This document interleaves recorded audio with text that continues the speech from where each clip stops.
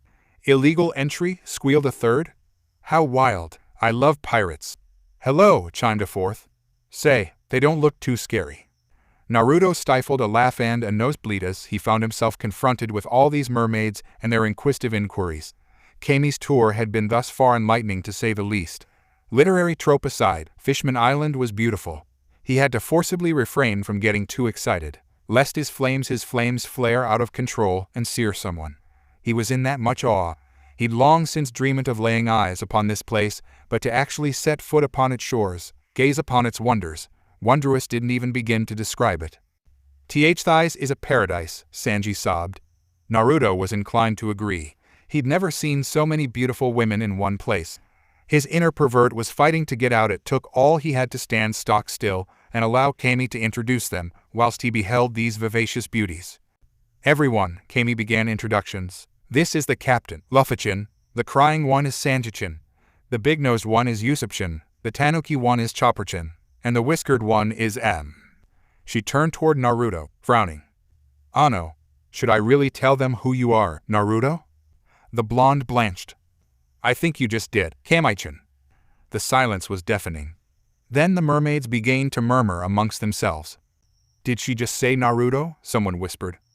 The Uzumaki Naruto. Burning Will sweat dropped. That did it. The cat was out of the bag. Yuho. Oh me gosh, one of the mermaids cried aloud. It's him. Look girls, over here, it's really him, he's really here. Naruto blinked in surprise as all eyes in the mermaid cove fell upon him. It was overwhelming. Both wonderful and terrifying at the same time. Damn, he should have expected this. He'd freed all those slaves from Marioa after all, a feat that only one of their own, Fisher Tiger, could hope to boast of. And he was long since dead. That Naruto'd so freed all the slaves and the anniversary of Fisher Tiger's death had been purely accidental. The repercussions of such an action hadn't even occurred to him until just now. You are who we think you are, aren't you? One of them asked. Burning Will? Naruto's sweat dropped. Were they seriously asking him this? Well, yes, I'd like to think I know who I am. Burning Will. Their combined squeal of delight was nearly enough to blow him clear off his feet. Before he could blink, before he could even think to defend himself against this sudden adoration, I found himself all but dragged off solid ground into the waters of the bay, already submerged nearly to his knees and going deeper with each passing second. Whoa! He dug his heels in at the last instant, these boots biting into the shallows of the reef before the eager women could haul him into deeper water. Kami took note of the blonde's sudden increase of strength. The blonde wasn't budging an inch. It was as if he'd turned to stone. Sadly, they took his refusal to move as hesitation. What's wrong, Burning Will? They asked. Don't you want to join us in the water? We just want to show you our appreciation. Behind Naruto's tan skin, the slow flushing of his face looked almost like a growing forest fire, and he seemed literally unable to catch his breath. Dear Kami, he could already feel the pressure building in his nose, not to mention elsewhere whining his thoughts, distracting him with pleasure. It felt as if his very skin were aflame, threatening to erupt into tongues of holy fire at the slightest provocation. Curses, curse this infernal damned weakness for the fairer sect that was his. Kami flushed at the sight of so many women vying for the blonde's attention. Unbidden, she was drawn back to when he'd first kissed. Shouldn't we help him? Usopp adopted a sage-like expression. So this is the true power of Burning Will, nay? Nay, Chopper pantomimed the same action. Be bastard, Sanji hissed, stifling a nosebleed. It's not fair he gets all the attention. Oh ho, Luffy was the last to offer his opinion. Looks like you're having fun, Naruto. Luffy, Naruto snapped back. What the hell are you saying? I could have drowned just now. Still glowering, he returned his attention to the mermaids tugging at his belt. Wait a second, girls. Sputtering, he forcibly pulled himself free from their many prying hands. Let me get in under me own power for Chris' sakes. They paused, their enthusiasm momentarily curbed by his anger. But, Burning Will Sama. Gently, he eased himself into the shallows, stopping only once the water nearly reached his waist. Any further, and he risked the sapping of his strength. Luffy and the others soon found themselves accosted by the other mermaids of the cove, leaving the charismatic blonde to fend for himself. There, he nodded, satisfied with himself. This is as far in as I can go, I'm afraid. Do you mind if we ask you a few questions, Burning Will Sama? a mermaid inquired as she pulled herself out of the water and onto the reef beside him. Scarce had she done so than she began to run her fingers across his CH-sen, showering him with droplets. Naruto had expected as much questions that Izan had already mentally prepared himself for it. He flashed one of his foxy grins and leaned back against the reef, content to endure their curiosity for as long as he was able. Tolerating their physical affection would prove to be another matter. Not at all, he grinned. Ask away. Well, in that case. Almost before he knew it, he had a mermaid on either arm and still another on his lap. They couldn't seem to get enough of him. Nay, so what was it like, Marioa? One of them, a fine lass with dark, ebony hair, asked of him. To be honest, I don't remember. Naruto replied, shruggingly. I was busy setting everyone free, you understand. Well, perhaps that wasn't entirely true. He thought back to the glistening white palace, the gleaming cobblestones of polished silver, and the Tenryubito. He'd gone there to free Ian, true, but instead he'd flown into a rage the moment he laid eyes upon these so-called celestial dragons parading their slaves about as though they were mere pieces of meat, to be discarded as they'd saw fit. He might have burned the entire Holy Land down if he hadn't been so focused upon evacuating everyone. You're so dreamy, purred another mermaid as she pushed up against him, drawing him from his reverie. Am I now? Naruto flushed, more from pride than any actual embarrassment. Looking back, he hadn't thought it would feel so damn good to free all those slaves, to spit in the face of the world government and their corrupt policies. They deserved to burn for what they'd done, all of them. But gradually he became more and more aware of the mermaids pressing in around him, each eager to hear him tell his tale, of how he'd single-handedly stormed the Holy Land and rained hell down upon the world nobles for what they had done. He was also very much aware of their questions, a seemingly never-ending stream of verbal intrigue that demanded he satisfy their curiosity. Did you really kill a Tenryubito? How many slaves did you free? Will you marry me? No, me. Naruto was just starting to regret his decision and beginning to reach the limit of what his body could stand without ravaging someone, when a voice broke through the din. Girls, girls, someone cried out. Give the poor man some breathing room before he suffocates. Everyone seemed to draw back as one pulling away from his arms and lap, eager to make way for whomever had first spoken. Whoever it was, they seemed to respect them a great deal to back off so swiftly. Intrigued, Naruto turned to regard the voice, and his jaw nearly fell clear off his face. She was a red snapper mermaid, and she was as beautiful as she was lovely.